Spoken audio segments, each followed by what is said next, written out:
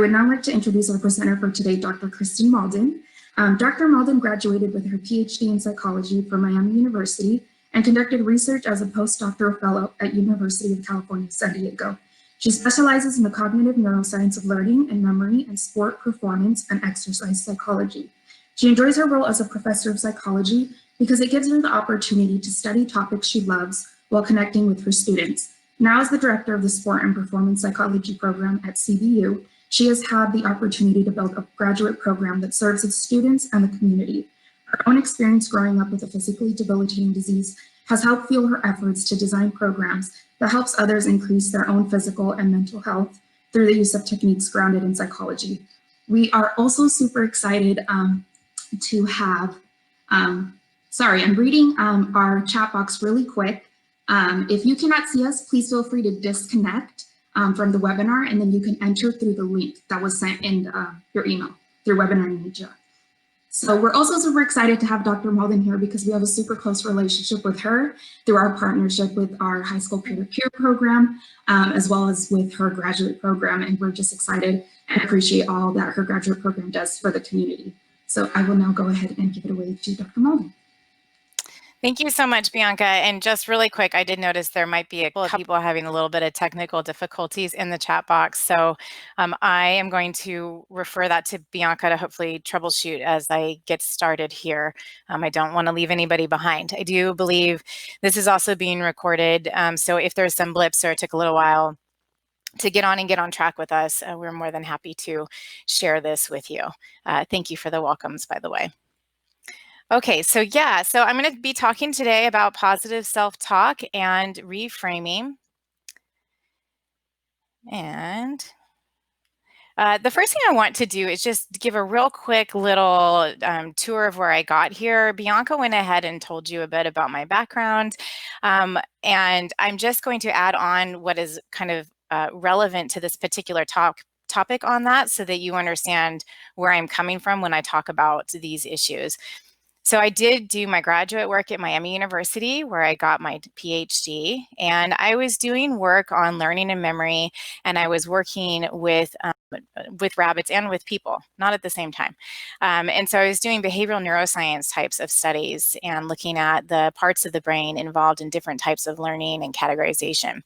When I went on to UC San Diego, I was continuing to work in learning and memory and continuing to work in the area of cognitive neuroscience.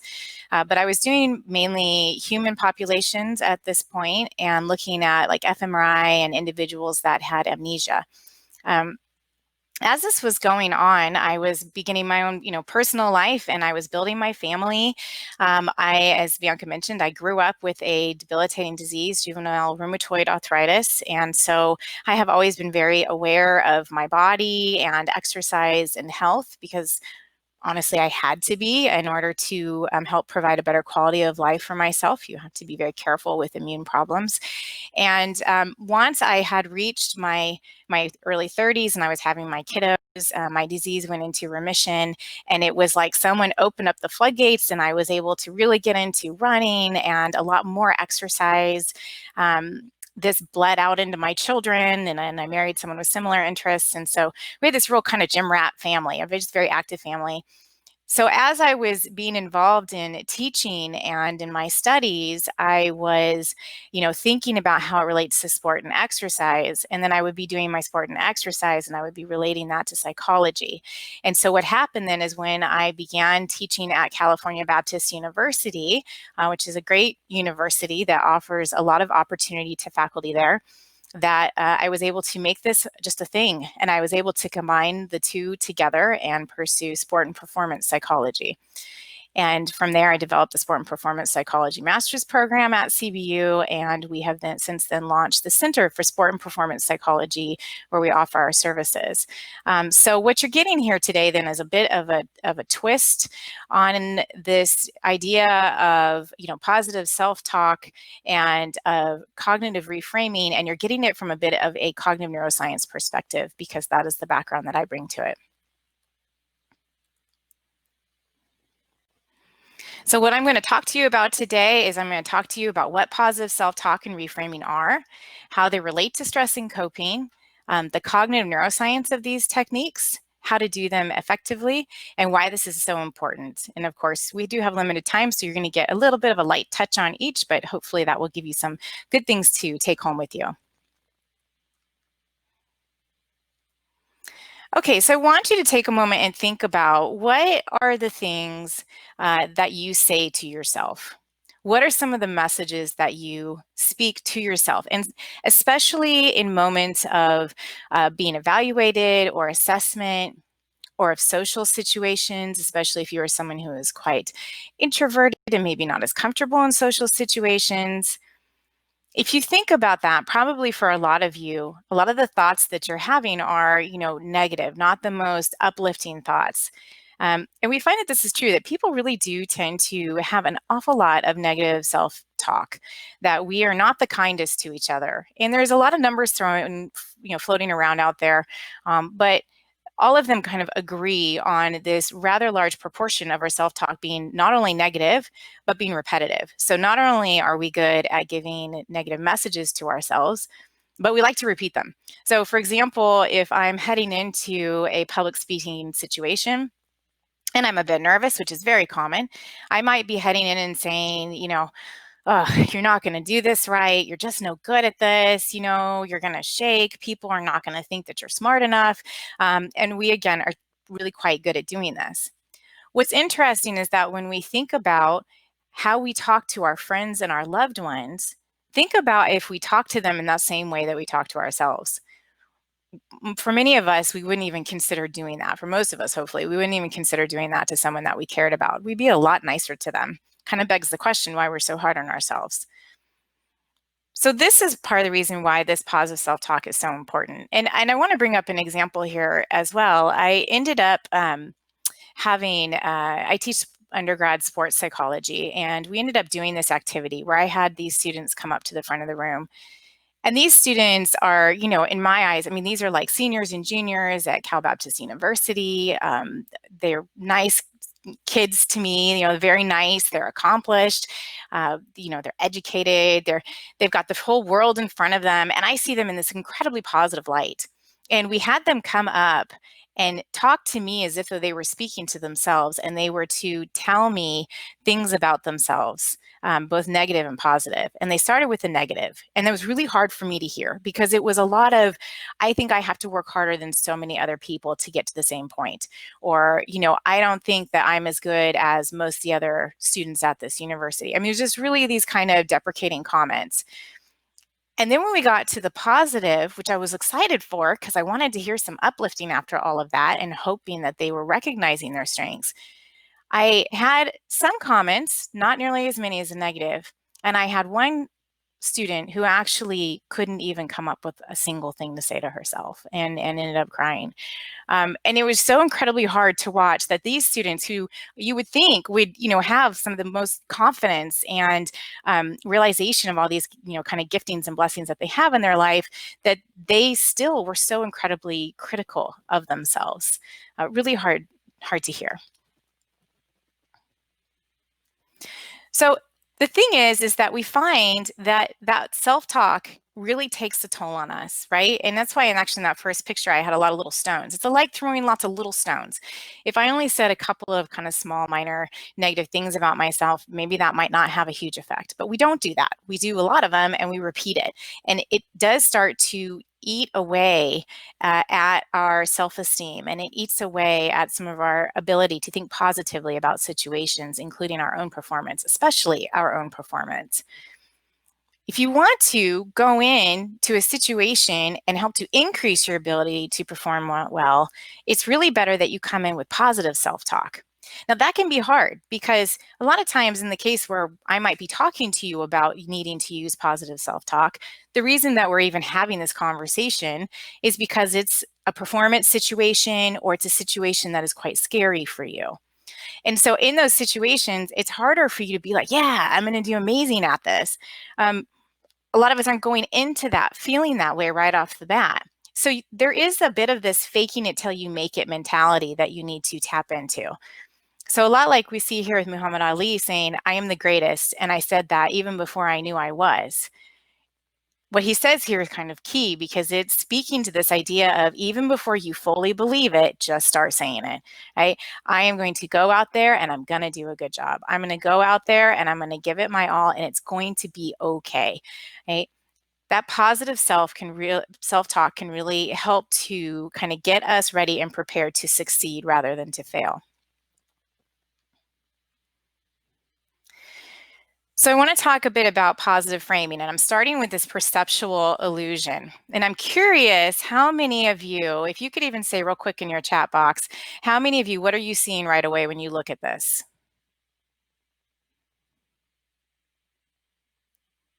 I've got a vase from most of them. Oh, I do have faces. Awesome. Okay. Good, good. Because I just showed this to a couple of people, and I swear I sat there and tried to trace it out the faces, and they could not see it. That's wonderful. Right. So you could see it two different ways. I tend to immediately see the vase, but I can immediately then look and see the faces. Is there anybody out there that they're not able to see both by looking at it? You should see a vase in the middle and you should see two faces, one on each side. Okay, good. You all are. You guys are pros. So that has to do with the way that we do our attention. And this is a perceptual phenomenon, but I wanted to start here because it's a really nice way of showing this example. Is that depending on how I shift my attention decides what I see. I either see a vase or I'm looking at two faces. So cognitive framing is much the same way. It's this idea that we can have the same experience and we can actually feel that or experience that or perceive it in very different ways depending on what we attend to, on how we focus on different aspects of that experience. I'm showing you this picture because I love this picture. This is actually of my family. It's the only one that you're going to get after this.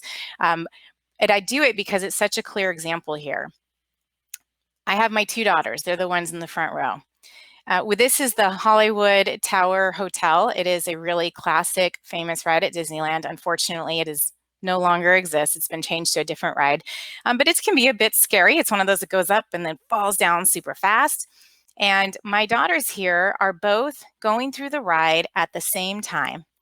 It's likely that their bodies are reacting in the same way. They're pumping out adrenaline, they're excited, their heart is racing, but look at how they have experienced that in two completely different ways. With the one on the left with her arm raised high with a huge smile on her face, she's clearly seeing this as an exciting experience. And the other one is sitting here looking a little bit stunned and actually somewhat terrified because it was terrifying for her. So a good example of they're going through the same thing, but they're experiencing it very differently, even though their body is probably responding in very, very similar fashion.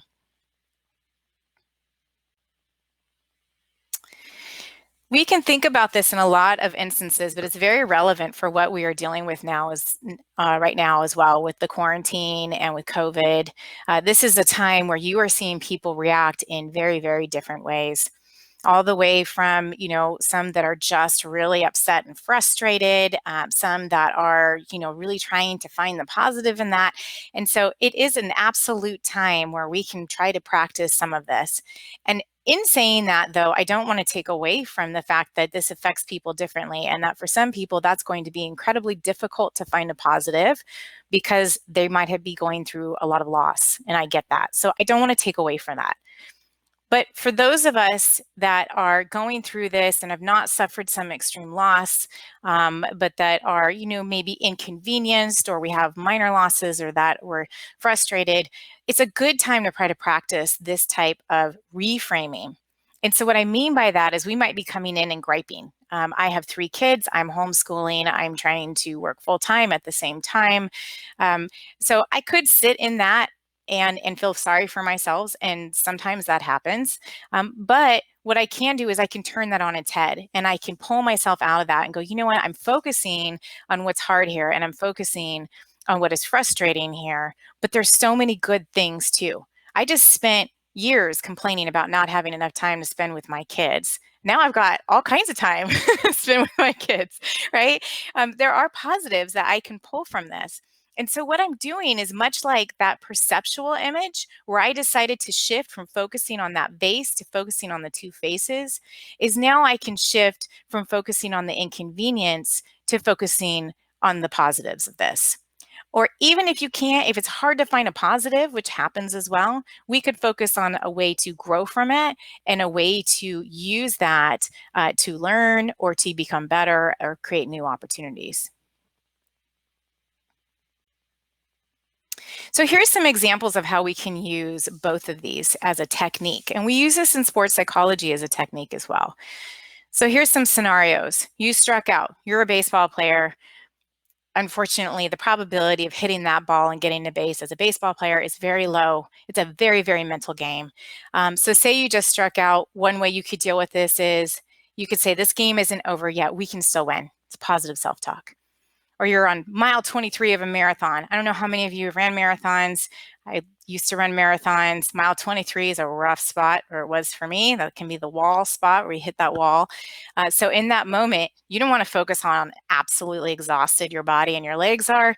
You want to really try to help push yourself. Just go, I've got this. Just keep pushing. I've got it. And then in case of positive framing, if say you lost a job, that's huge. Someone loses a job, it's scary. It can be something that can really launch you in a place of fear, concern, feelings of shame and failure even. But this can also be an opportunity. It can be a time for you to say, well, maybe there's something better out there. Maybe I was working in a job that I just was too afraid to get out of and I was absolutely miserable. And now I have the ability to find a better job. I can see this as a better opportunity or as an ability to have a new opportunity to make my life better and the life of my family better. And then, of course, being on quarantine, as I mentioned before, I have more time to spend with my family. What's exciting about this is that using these techniques that we can not only lead to changes in the moment and how we are experiencing the current situation that we are in, but these can lead to longer term changes as well. And the reason behind that lies in some of the neuroscience. So here I've outlined 3 major players in the brain. This first one in the middle is the hippocampus, and the hippocampus underlies the encoding and consolidation of episodic memories. So these types of memories are for, what we've experienced, the episodes of our life, really. They're specific to a certain place, a certain time, a certain event, and to us. Over time, as we go through a lot of different types of similar episodes, we can draw then from these some facts, some things that are consistent, some themes, and these then become more semantic like memories. So semantic memories means memories for facts. And these are distributed throughout our cortex, but the prefrontal cortex is involved in bringing these online when we need to attend to them, maybe because we want to solve a problem or make a prediction about our future or make future plans, which would involve that prediction. And we can cut this into 2 regions. This dorsolateral prefrontal cortex, it's that upper to the side, I'm really over here, upper to the side part of that prefrontal cortex. And that's more involved in these kind of emotionally neutral types of information. Whereas that medial ventral, which is the lower and towards the middle of the brain, are involved in more emotional types of information, which is important here. And then finally, the amygdala. We know the amygdala for being involved in fear conditioning and underlying this fight, flight, or freeze response. It gets a little bit more complicated than that, but that is really its major claim to fame here. So what's important here then is as we're going through these experiences and we're using this positive self-talk and we're trying to, create a better frame for ourselves of what we're experiencing, that we're also encoding that then is being encoded as a part of that episode. And that as we keep doing that and have multiple episodes that we have done that in, it becomes a part of our semantic memory. And so because of that, it's going to influence how we're experiencing some of these future similar situations. And how is that? Well, because this semantic memory gets kind of organized in the way it's represented in our brain into something that we term a schema. And the schema then acts as a filter, right? So you go into a new situation and you already have your filter, your biases that are based on all of those previous experiences that you had.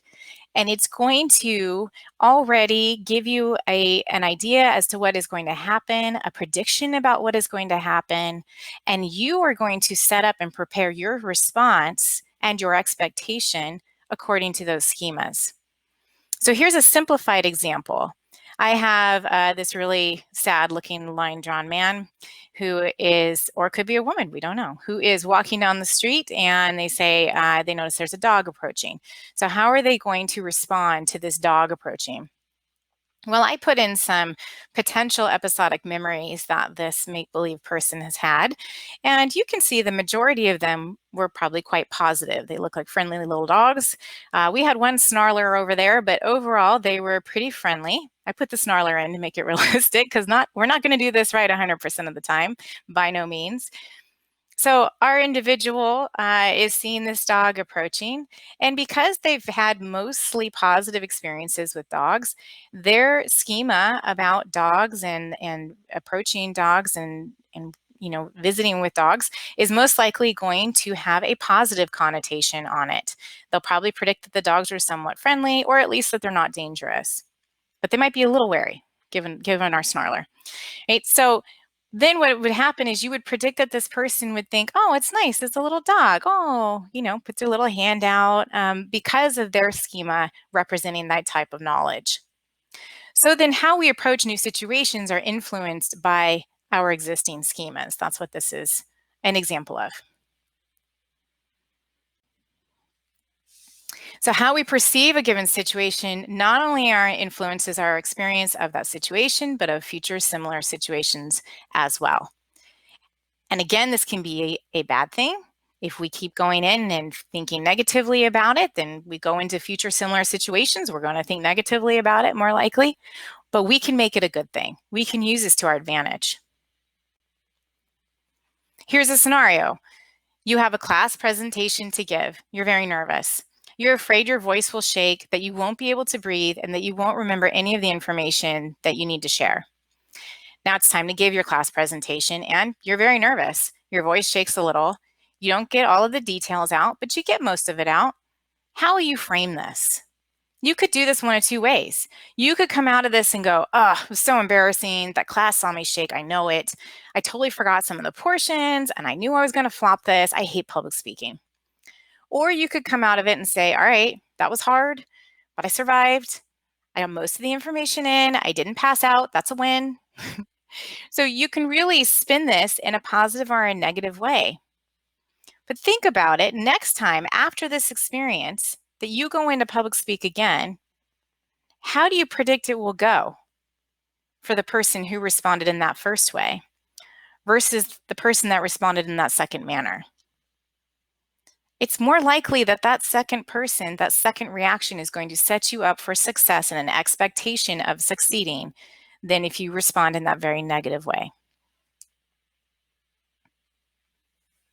So positive expectations have a positive effect on performance, and we know that this is true. We see this in sports psychology literature and educational literature, that when we are really talking well to ourselves and trying to frame things in a more positive light and setting these goals and pursuing higher goals and challenges, that and focused on growth, right, rather than that fixed mindset as we all hear about, that when we do these things, that we do tend to have better performance as a result, which is why we use this technique in sports psychology when we are working with clients and trying to help them improve their performance.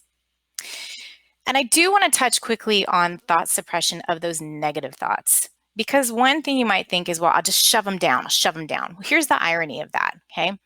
When you are in a situation and you're thinking to yourself, don't flinch that arm to the left when you go to swing. Don't tilt it to the left when you go to the swing.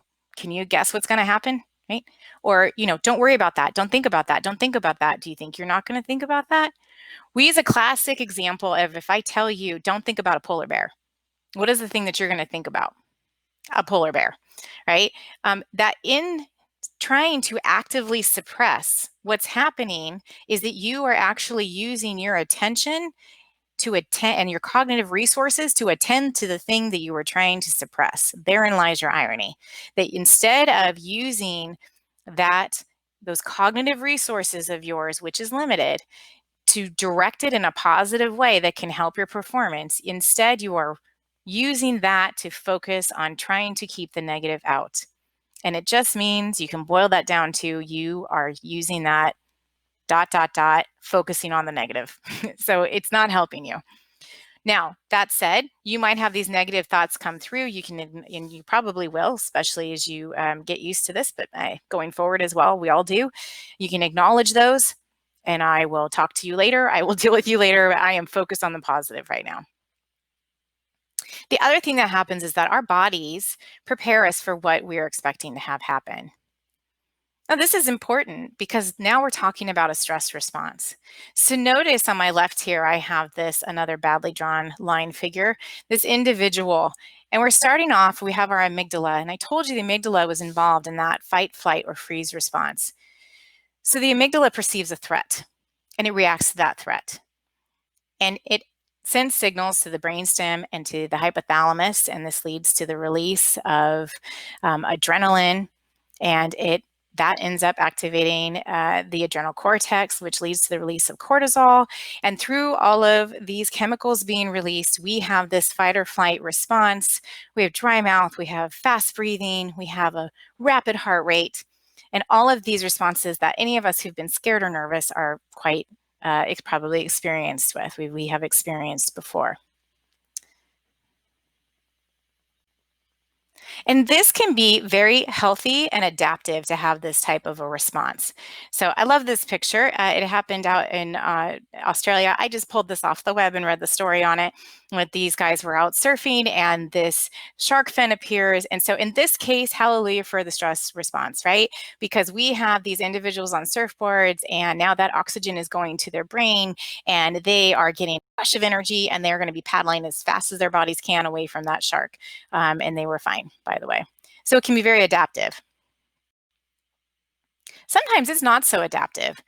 So those of us living out in Southern California, I saw some locals out here and oh, okay. Sorry, I just saw one of the comments. I will try and slow down a little bit if some of us are second language speakers here. So what we have here is this was the 15 in Southern California. And this runs through Riverside County.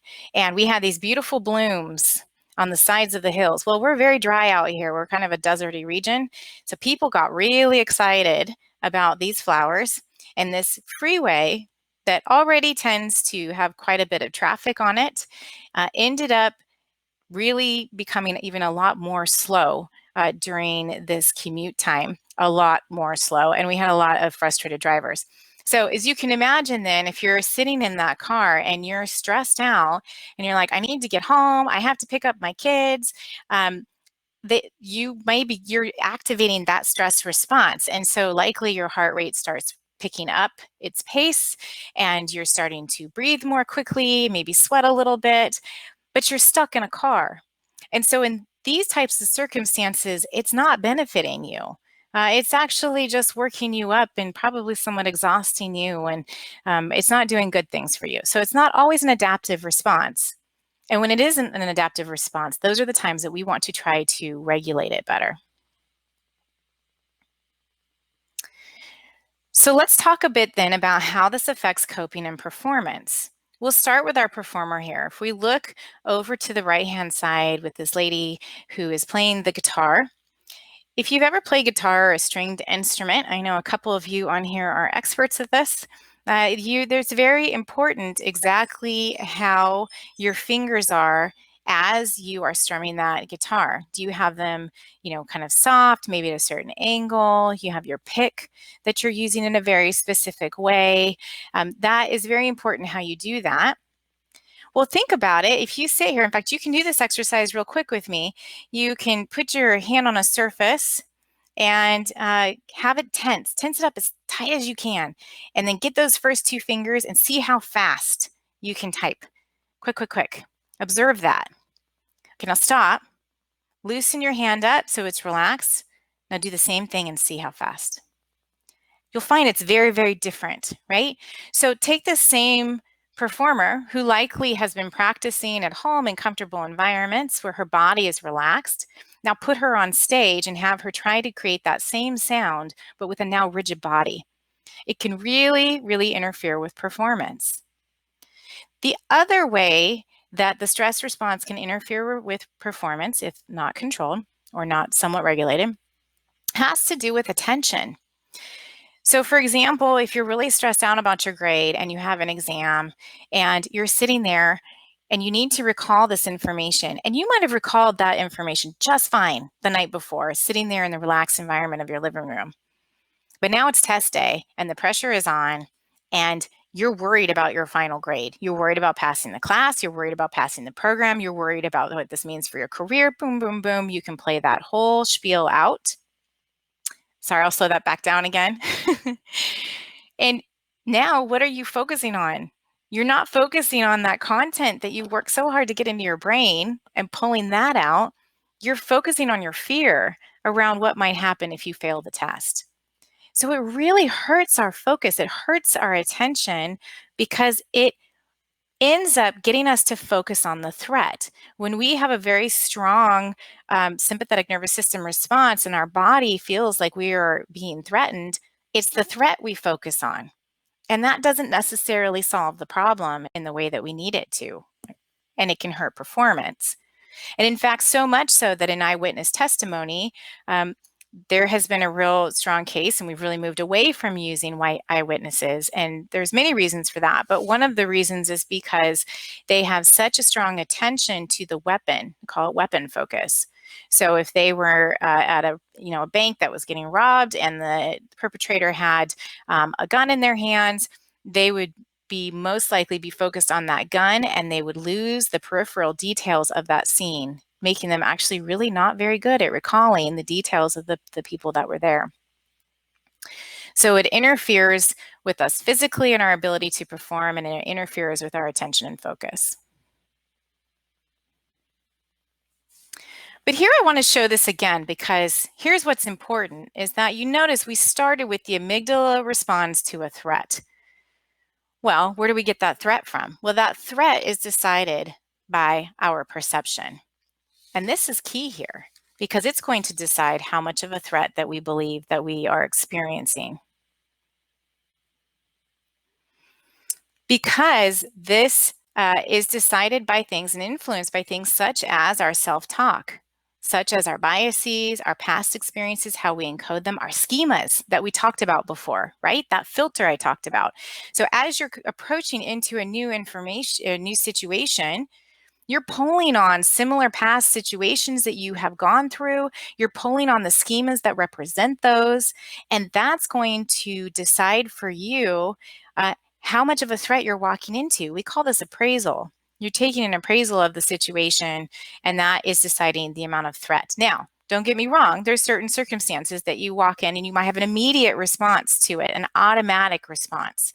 If for some people, if you saw a spider in front of you or a child that's starting to run out into a street, you might have an immediate response. But once you appraise, then you can help to influence this and to bring that down to a better level. So this is where you have some control. And let's even take a closer look here.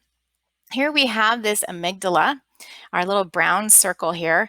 And you don't have to really worry about these guys in the middle, but just know that those little geometrical shapes inside of the amygdala represent nuclei, which are clusters of neurons in the amygdala. And these clusters of neurons calculate these algorithms, or they take in information and they integrate it, and then they output a response. But here's what's really key. You'll notice at the bottom that it says that they take in sensory input. Okay, that makes sense. So that's what's in our environment.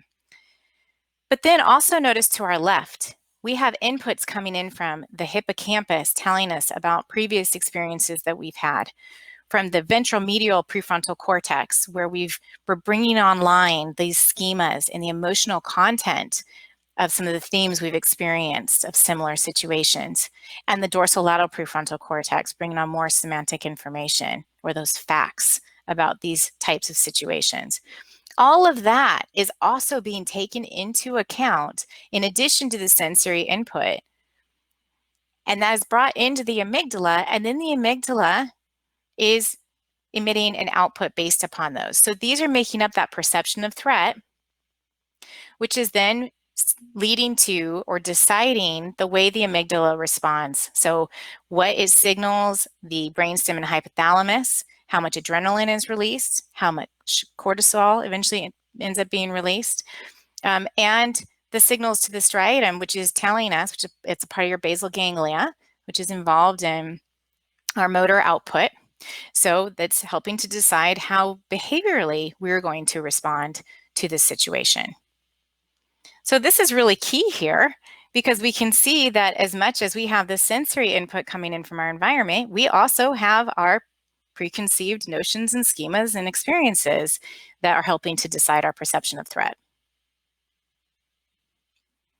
So then altering our perception alters our reaction, that it helps to alter the way that we respond, not only cognitively, but the way that our body responds, that we do have an influence on how much we shake or sweat or our heart races.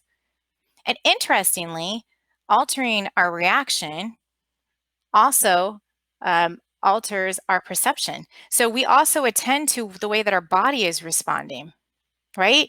So if you go into a situation like that public speaking, or a test you're nervous about, or a social situation, or a business meeting that's critical, and you notice that your body feels heated and feels shaky and your heart is racing, it's going to increase your nerves if you are thinking that you're nervous, okay? But if you think like, oh, I'm going in this, I'm so nervous, I've been so nervous before, and then you go, oh wow, I'm actually not shaking as much as I thought I would, and I'm breathing okay. I'm okay. My body's okay, right? Because sometimes what happens is we almost become more afraid of our physiological response than the cognitive response. So these two work together. Our thoughts influence our physical reaction, and our physical reaction can influence our thoughts. Oh, my formatting got off. Sorry, I don't know why. But we end up with this positive feedback loop, or we can. That's where we're going because we're thinking positively here and we're positively framing this.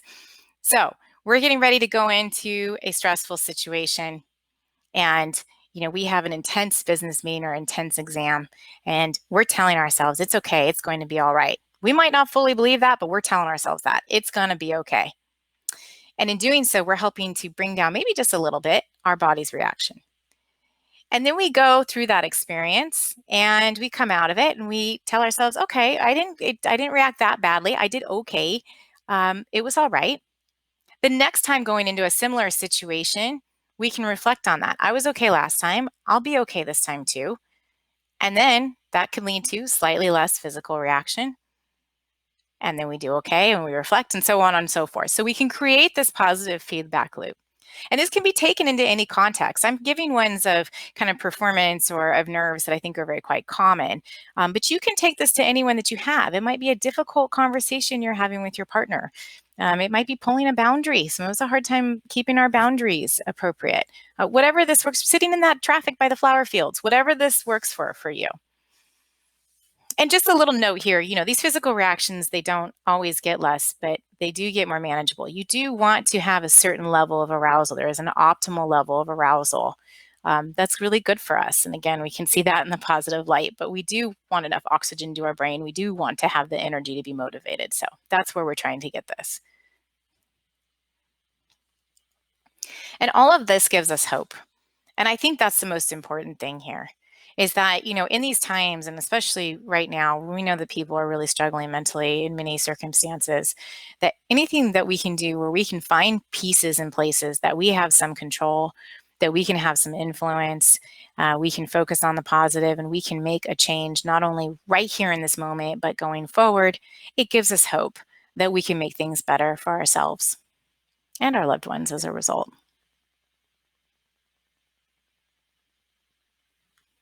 So where do we start?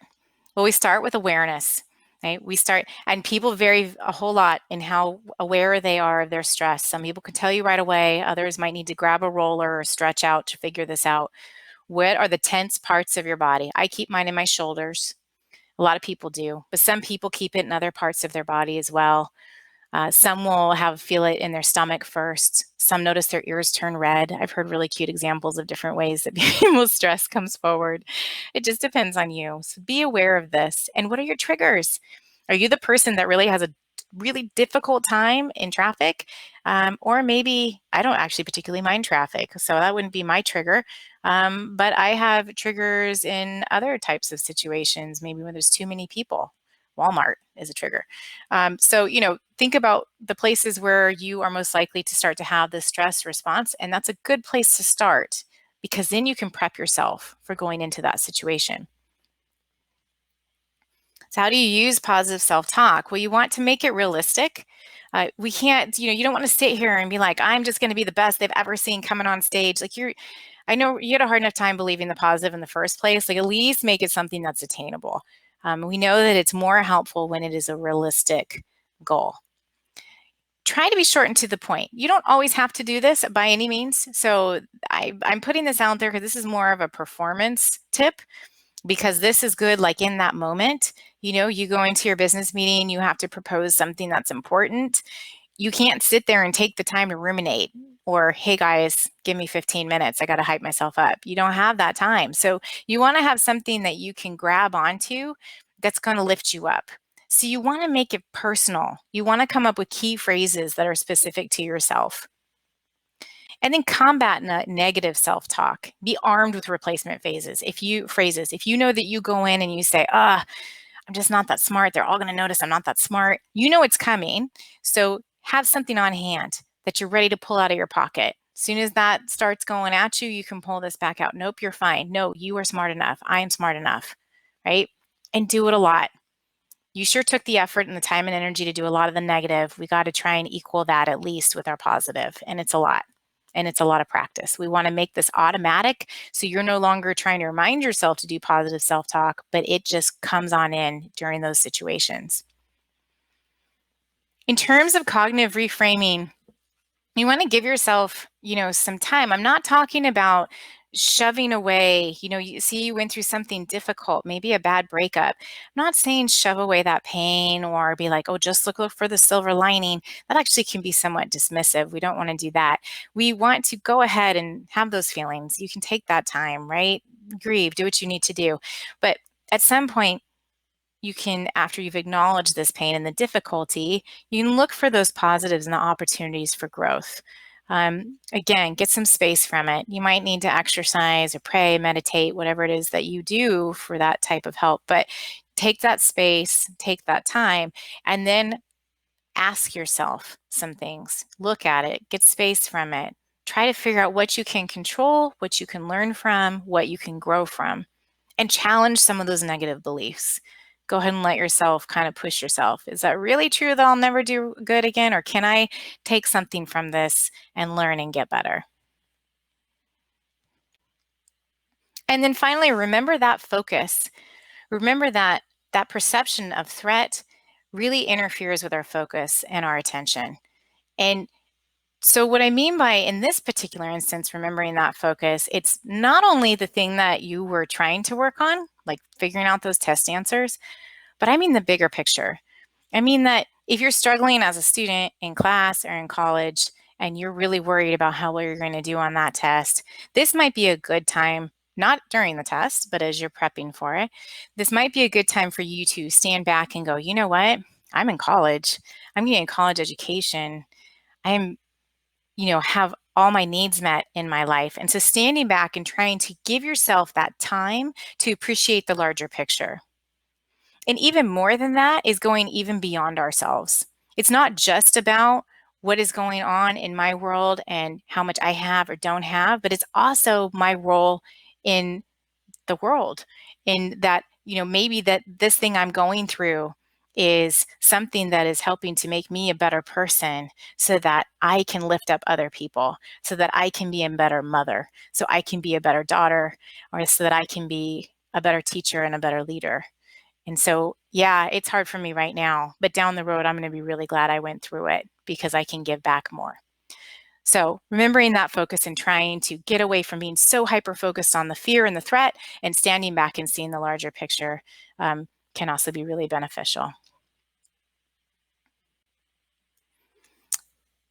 And so finally, I want to say thank you for having me, for speaking, letting me speak to you all today.